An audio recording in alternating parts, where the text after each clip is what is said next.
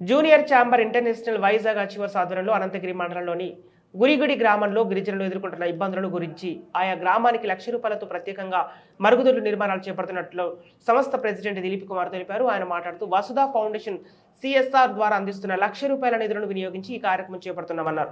గత ఏడాది కూడా ఈ ఫౌండేషన్ అందించిన నిధులతో పాడేరులోని మొండికోటలో వాటర్ ప్లాంట్ ఏర్పాటు చేస్తామన్నారు. ఈ ఏడాది ప్రారంభమైన సందర్భంగా తొలి కార్యక్రమం చేపడుతున్నామని మరికొన్ని కార్యక్రమాలు నిర్వహించేలా యాక్షన్ ప్లాన్ సిద్ధం చేశామన్నారు.